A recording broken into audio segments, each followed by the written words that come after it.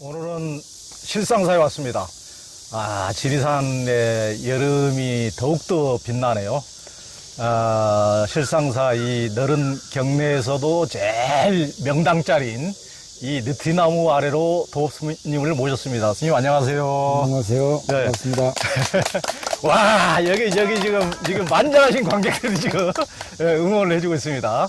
이번에 도업 스님께서 그 신신명 강의를 내셨는데, 신신명의 이제 그 중국 선불교의 선종, 이제 3대 이제 승찬대사께서 설하신 이제 신신명으로 이제 해설하신 신신명 강의를, 도업스님의 신신명 강의를 이제 불광출판사에서 낸 책입니다. 그거 관련해서 이제 도업스님께 좀 여쭤보도록 하겠습니다.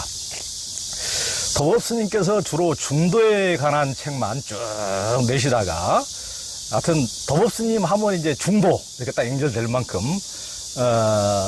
이제 여기 실상사에 딱 들어오면은 일주문 입구에도 비움도 빛나라, 가득참도 빛나라. 이것도 이제 가장 우리 애들이 중도를 알아듣기 쉽게 일주문 밖에 써놓을 정도로 이제 도업스님은 굉장히 이제 그 중도의 그 최고의 전도사다. 이렇게 하실 정도로 이제 널리 알려주셨는데, 중도에 관한 이제 책만 늘 내시다가 이제 수많은 불경 가운데 화엄경 외엔 경전 해설서를 내신 건 처음인 듯한데요.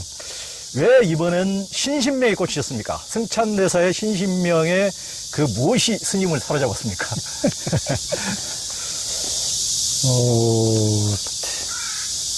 나는 이제 불교의 가장 원형. 원형은 경전 이전에 부처님의 삶이다. 이렇게 생각을 해요. 그래서 나는 주로 부처님의 삶을 천착을 했고, 부처님 삶에서, 불교는 이런 것이구나. 예, 이런 걸 이제, 나름대로 이제 모색해 왔기 때문에, 가급적이면 부처님 삶과 연결시킨 이야기들을 하려고 해왔던 게 그동안의 과정이었다고 볼 수 있죠.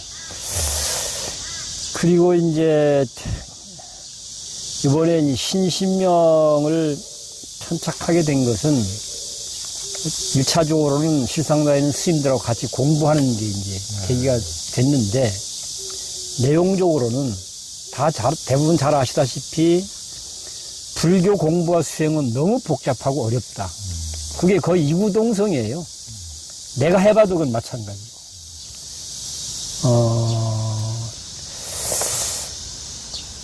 이제 불교 수행 하면 이제 강하게 떠오르는 개념들이 깨달음, 삼매, 용맹정진, 장좌불화, 또 오매이려, 도노돈수, 이런 개념들이잖아요. 그래서 이런 개념들이 어쨌든 우리가 추구하고 실현해야 될 최고의 이상과 가치로 이제 사람들한테 각인되어 있는데, 이것을 실현하거나 이것을 경험하거나 체험하기에는 너무나 복잡하고 어렵고 힘들단 말이에요. 누구는 10년 해도 안 되고 20년 해도 안 되고 30년 해도 안 되고, 조연기가 잘 아시듯이 일생을 해도 결국 안 되어서 인생을 걸고 실현하고 싶었던 그런 꿈들을 실현하지 못한 상태에서 세상을 마감하고, 이게 우리 현실이에요. 정말 불교 수행이라는 것이 이런 것일까 하는 부분에 대한 아주 원초적인 이제 회의가 하나 있는 것이고, 그런데 마침 그전에도 보긴 봤지만 눈여겨보지 않다가 이번에는 보니까 눈에 번쩍 띈 게 뭐냐면, 신신명의 첫 구절이 진리를 깨닫는 것은 어려울 것이 없다. 딱 이걸 천명하고 이 얘기를 시작하고 있어요. 그리고 내용을 들여다보더라도 그렇게 복잡하고 어려워야 될 하등의 이유가 없는 내용으로 이야기들이 전개되고 있습니다. 내용을 보면. 그러니까 이런 것이 이제 이번에, 이걸 한번 표방한 대로 어려울 것이 없다라고 하는 말에 맞추어서 적어도 내 수준의 상식을 가진 사람이라면 조금만 진지하게 접근할 경우 부처님 말씀 그대로 바로 이해할 수 있다. 바로 실현될 수 있다. 바로 경험될 수 있다. 증명될 수 있다. 뭐 이렇게 좀 해석을 하고 설명을 좀 하고 해봐야 되겠다. 이런 마음이 이제 들었어요. 이런 것을 가장 간명하게 보여준 표현은 아까 지극한 진리는 어려울 것이 없다라고 하는 내용도 있지만 육진불호 환동정각 육진은 안이비설시인이잖아요. 그러니까 육신을 꺼려하거나 싫어하지 아니하면 그것이 바로 정각이다. 이렇게 표현하고 있어요. 거기에는 무슨 복잡하고 골치 아픈 과정을 밟아야 될 아무것도 없어요. 즉각적이에요. 이런 내용들이 너무나 강하게 각인이 됐어요. 그래서 이제 뭐 내 능력껏 하면 그럼 그렇게 하면 접근해보자. 그렇게 해서 이루어진 일입니다. 어떤 도업 스님과 이렇게 실상사 대중 스님들께서 같이 이제 신신명을 가지고 이게 공부를 하셨다니까 제가 하여튼 실상사를 자주 늘 이제 종종 찾아오는 이유도 이렇게 이제 도업 스님께서도 이제 70대 중반이시고 그런데 이제 나이 고하를 가리지 않고 대중 스님들이 함께 절차 탁마하고 함께 공부하는 이런 모습, 무슨 일방의 어떤 쪽이 뭐 권위로 누르거나, 뭐 내 명이니까 따라라거나, 이런 식의 어떤 독선보다는 이렇게 열린 공부를 이끌어 가시는 이런 모습들, 이런 것들이 참, 우리 삶에서 불교 집안뿐만 아니고 우리 삶에서 굉장히 필요한 방식이고, 또 부처님께서도 실은 의심 가는 것은 다 물어라. 그리고 열린 자세로 이렇게 이제 하신 분이니까 내 말이라고 해서 그대로 믿고 따르지 마라. 니들이 합리적으로 잘 생각해 보고 사리에 맞으면은 그대로 행하라. 그렇게 합리적인 분이셨기 때문에 그런 합리성을 이제 추구하는 이런 공부를 하는 열린 장이기 때문에 그런 장의 결과로 이 책이 나와서 굉장히 저는 이제 그게 참 의미 있다고 생각이 들고요. 그때 이제 스님 스님 몇 분이서 같이 공부했고 같이 공부 토론 중에도 좀 열띠게 스님하고 또 맞짱도 뜨고 뭐 그렇게 공부했습니까? 어떻습니까? 너무 솔직하게 이야기하기 어렵는데. 솔직하게 좀 말씀해 주세요. 우리 여기 같이 하는 식구들이니까 스님들은 뭐 대부분 같이 하긴 했어요. 그러니까 한 7, 8명 같이 했고요. 그런데 이제 치열하게 했냐, 소위 말해서 계급장 띄워놓고 그러지는 못했습니다. 그러면서 아니 또 스님이 또 계급으로 혹시 누르신 거 아닙니까? 제발 좀 해보자고 하는데 사람들은 그분 익숙하지 않은 것 같아요, 여전히. 그래요? 야, 이게 회주 스님의 바람에 대중들이 호응을 못 하시다니 법인 스님 반성 좀 하세요. 아니, 지극히 옳은 말씀이어서 해줄 게 없어. 도업 스님께서 이제 책 서문에 금산사에 출가해서 어머니의 위독 소식을 듣고 이제 삶의 끝인 죽음은 천길 낭떠러지로 추락하는 듯 했다고 하셨는데 지금은 이제 그때 숙제를 푸셨습니까? 그걸 어떻게 설명하는 게 좋을까? 최근에 이제 코로나를 겪으면서 어쩌면 아픔과 죽음을 굉장히 많이 가까이 때 지금 우리가 경험하고 있잖아요. 그러다 보니까 그런 얘기를 여기저기서 하게 되는 기회들도 만들어지고. 그런데 이제, 그런 과정에서 어떤 동요를 이제 알게 됐고, 그 동요 내용을 보니까 이 질문에 딱 괜찮은 답이 되겠다 싶더라고요. 좀 말씀을 드려보면, 정확하진 않은데, 거기서 어쨌든 아이디어를 받고 하는 거예요. 강물아 흘러 어디로 가냐.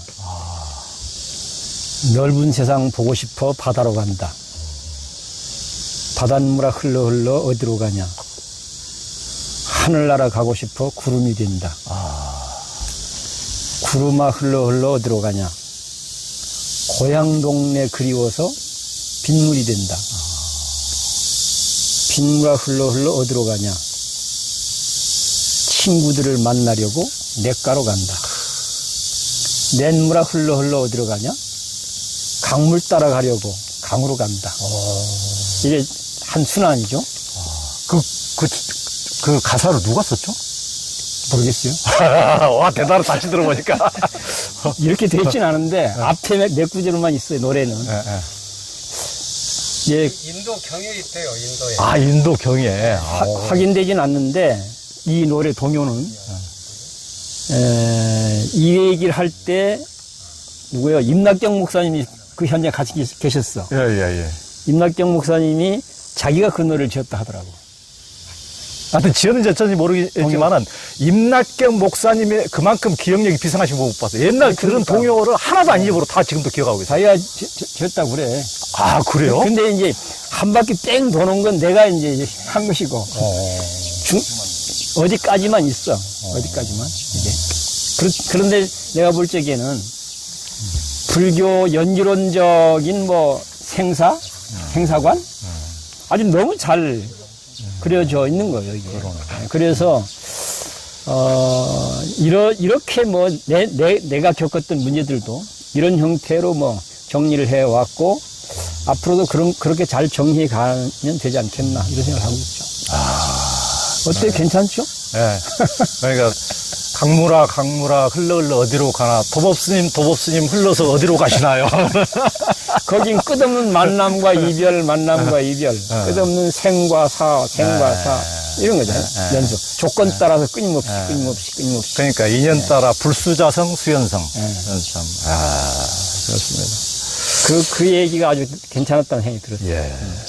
그렇게 설명하니까 참 좋더라고요. 예. 49제 법문 때도 이거 설명해 보니까 반응이 좋아. 아, 그렇죠. 다 아는 동요를 어디선가 들어봤기 때문에. 야, 좋네요. 그 작년에 이제 실상사에서 승가 연찬 때 이제 대중들이 선택한 책이 이제 성철 스님의 신신명 강설이었는데 이제 그 책을 공부하면서 이제 성철 스님의 강설 내용에 대해 많은 부분이 이해도 동의도 되지 않고 확철대오라는 허수아비 호랑이 앞에서 벌벌 떨었던 어린 시절의 내 모습이 한없이 초라하고 슬펐다고 이제 도업 스님께서 그렇게 하시면서 만약 지금 성철 스님이 계시다면 많은 대화를 하고 싶다고 하셨는데 지금 이 앞에 지금 이 느티나무 아래 그 성철 스님께서 오셨다면 무슨 말씀을 하시겠습니까? 우리가 하는 불교, 주류 불교의 중심에 우리 성철 스님이 계신데 대부분 보면 지금 여기 매 순간순간을 어떨 때는 뭐 강조하는 지점이 있긴 있어요. 그렇지만 대부분 보면 우리가 도달해야 될 저 멀리 저 높은 목적지가 늘 설정되어 있어요. 그것을 뭐 도노돈수, 오메이려, 확철되어 뭐 이런 개념으로 표현이 되고 있죠. 그러니까 지금 여기 현실은 한생 안태난신 치고 이것을 신경 쓰지 말고 오로지 저것을 향해서 달려가야 돼. 주로 이런 이제 내용이죠. 나도 그렇게 배우고 그렇게 이제 했었고. 그러다 보니까 내가 하고 있는 불교 수행이라고 하는 것이 지금 여기 삶에서 이게 어떤 의미가 있는지, 어떤 도움이 되는지, 어떤 유익함이 있는지 그것이 다뤄지질 않아요. 왜냐하면 저기 도달하는 게 목적지가 되어 있기 때문에 과정이야 뭐가 됐든 간에 오로지 저거 과정. 그러다 보니 그런 것이 이제 어쨌든 그동안 주류 불교가 갖고 있는 기본적인 관점이고 입장이었는데 내가 부처님 삶을 천착하면서 보니까 나의 가르침은 나의 진리는 함께 대화를 나눌 경우 말을 못 알아듣는 사람은 빼고 말을 알아들을 수 있는 사람이라면 누구나 바로 이해할 수 있다. 실현된다. 경험된다. 증명된다. 이렇게 돼 있어요. 이게 정형구처럼 있어요. 그래서 성철 씨 만나면 이것 좀 물어보고 싶은 생각이 드는 거예요. 바로 이해되는 불교 수행. 예. 바로 실현될 수 있는 불교 수행. 바로 경험될 수 있는 불교 수행. 바로 증명될 수 있는 불교 수행 얘기를 좀 합시다. 대단한 과정을 거쳐서 대단한 경지에 도달해야만 다룰 수 있는 그런 불교 말고 지금 바로 여기서 당신도 나도 이해될 수 있도록 현실에서 실현되고 경험되고 증명될 수 있도록 그래서 바로 효과가 나타나는 불교 좀 이런 이야기를 좀 해봅시다. 기본적으로 그 얘기를 하고 싶어요. 그러니까 이제 한국 선불교가 어떻게 보면 이제 깨달음 지상주의, 목적 지상주의, 그렇게 해서 이제 거기에 도달하기 위해서, 이 한생 안난셈 치고 오직 매진하고, 무슨 뭐 봉사라든가 요익 중생이라든가, 굉장히 많은 부분들이 이제 수행제일주의에 가려가지고, 현실에서, 그야말로 이제 어떻게 보면은, 현실이 희생되는, 지금 여기가 희생되는, 그런 문제점을, 이제, 그런 쪽에 대표되는, 이제 성철 스님에게 이제 따지고 싶으신, 이제 그런 말씀인 것 같고, 어떻게 보면은 이제 부처님께서도 치열하게 육령 고행을 하시고, 또 선정도 온갖 인도사의 대표적인 선정을 다 닦으시고, 야, 고행으로도 안 된다, 선정으로도 안 된다, 지금 여기서 여실직연하라 해서 연기 실상을 제대로 보고 이제 팔종도를 제대로 행하고 제대로 생각하고 제대로 말하고 제대로 살고 이걸 이제 제시하셨는데 어떻게 보면 그 말씀에 이제 다름이 아니라고 생각이 듭니다. 그 부분에 대해서 이제 조금 생각해 보면 싶은 게 부처님 생애를 보면 우리가 지금 보통 얘기하고 있는 신진의 삼매네 신통이네 깨달음이네 등등등등 하는 내용들을 실현하기 위해서 사실은 복잡하고 힘든 과정이 나는 그게 부처님이 출가해서 한 선정 수행이고 고행 수행이라고 봐요. 근데 거기서 답을 못 찾은 거예요. 그냥 버려버렸어요, 그거는. 그 복잡하고 어려운 과정을 밟아가는 건 그건 길이 아니다. 도움이 안 된다. 그리고는 당신 방식으로 해서 답을 찾아갖고 그걸 중도라는 말로 설명을 하고 있단 말이에요. 그러니까 중도적으로 접근했을 때는 그 선정 수행을 따로 하고 고행 수행을 따로 하는 것처럼 그렇게 복잡하고 어렵고 힘들고 긴 시간이 걸리는 그런 과정이 없어요, 거기는. 길어봐야 49일 정도예요. 그 사이가.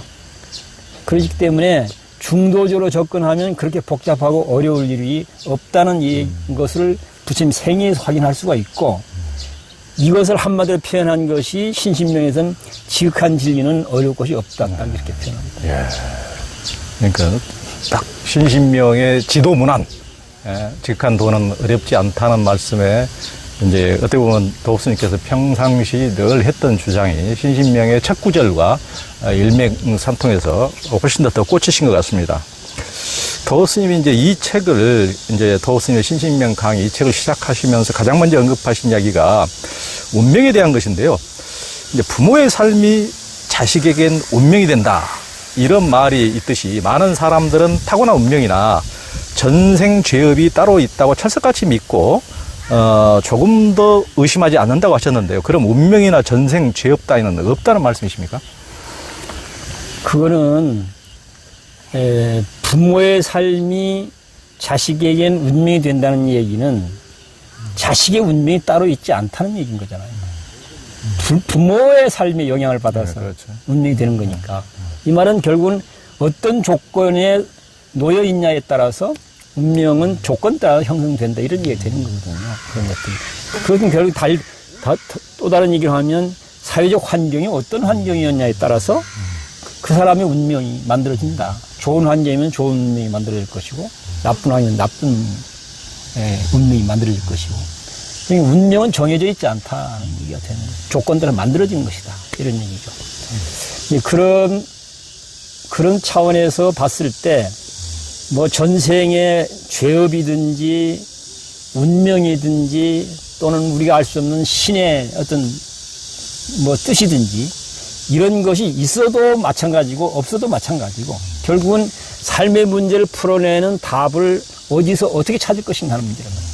그래서 그런데 부모의 삶이 한 인간의 운명이 주어진 환경, 조건에 따라서 형성되는 것이라고 본다고 한다면 거기에 대한 답은 그것이 뭐 쌓여 있든 흩어져 있든 뭐 어떤 형태로 또는 뭐 없든 있든 관계없이 답은 지금 여기에서 나에게 주어진 조건을 어떻게 쓰냐에 따라서 사실은 답이 좌우되어진다는 게 이제 핵심이라고 봐요. 네. 그래서 이런 것을 금강경에서는 응무소주 이생기심, 네. 머무는 바 없이란 말로 표현되어지고 있는데 머무는 바 없이란 말은 무슨 말이겠는가? 전생에 죄가 있다는 둥 없다는 둥, 운명이 정해져 있다는 둥, 뭐 안 정해져 있다는 둥, 신에 의해서 뭐 지배를 받는다는 둥, 안 받는다, 이런 것에 구애받지 말고 네. 이건 다 전생이 익은 것이고 또 다른 어떤 지금 여기가 아닌 우리가 경험할 수 없는 어떤 내용이 익은 거잖아요. 그런 것에 구애받지 말고 지금 이 순간 더 좋은 마음을, 더 새로운 마음을, 더 창조적인 마음을 끊임없이 일으키는 것이 바람직한 답이고 진리에 맞는 답이다. 이렇게 얘기하고 있다고 봐요. 그래서 운명이 있든 없든 또는 전생에 죄가 있든 없든 우린 자꾸 이것을 파고 들어가서 어떻게 해결해 보려고 자꾸 하고 있는데 그건 내가 그럼 파고 들어가서 해결을 하려고 하면 과연 전생의 끝이 어디라고 생각해요? 끝이 없죠. 그거 과연 파고 들어가서 알아낼 수 있는 거예요? 그러니까 알아낼 수도 없거니와 알아내본들 내가 어떻게 그걸 하고 있냐는 거예요. 그러니까 말만 들을 적에는 뭐 괜찮아 보이는데 현실로 갖고 와서 꼼꼼히 따져보면 이건 그야말로 말에 불과하다는 거예요. 말에. 그래서 현실적인 답이 되지 않는다. 오히려 파고 들어갈 수 있도록 거기에 더 매몰돼 갈 수밖에 없다.